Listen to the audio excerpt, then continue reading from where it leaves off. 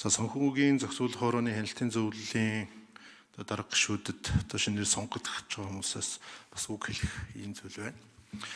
Би энэ ялангуяа санхүүгийн зохицуулах хорооны гол бодлогын салбарын олон гол асуудлуудыг бас манай гишүүд хэлсэн учраас давхардахгүй байдлаар энэ ганц зүйлийг хэлье гэж ингэж бодож байгаа. Энэ юу гэвэл энэ санхүүгийн зохицуулах хорооноос энэ 10 сард энэ жолоочийн албан даатгалын итгэл цүрийг нэмэгдүүлэх асуудлаар хууль зүйн дотоод хэргийн яамд нийтээр дагаж мэдэх журмын жагсаалтанд оруулахар санал хүргүүлсэн юм билээ. Тэгээ хууль зүйн сайдын эрх үүргийн хүрээнд энийг хянж үзээд бүртгүүлээгүй л дээ. Бүртгэж аваагүй. Бүртгэж аваагүй шалтгаанаа хэлэхдээ нэгдүгээрт үндсэн хууль зөрчсөн байна. Хоёрдугаарт бичиг баримтын бүрдэл дутуу. Гуравдугаарт нөхцөл байдлын нөлөөллийн мэдүүлгийг бодит байдалд нийцүүлээгүй гэдэг. Үндсэндээ ийм 3 шалтгаанаар хууль зүйн сайд бүртгээгүй юм бэл. Тэг яагаад энийг ингээд албан журмын даатгал гэдэг бол тухайн хүн сонголтоороо биш зайлшгүй даатгуулах ёстой болчдөг.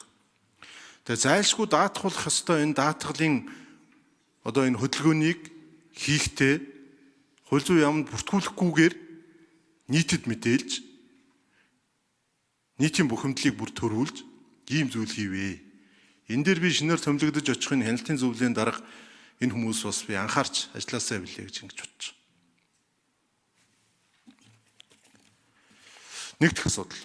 Хоёр дахь асуудал яг би энэ албан журмын даатгалтай холбоотой асуудал дээр ер нь их хурл бол ингээд нэг томилоо явуулдаг.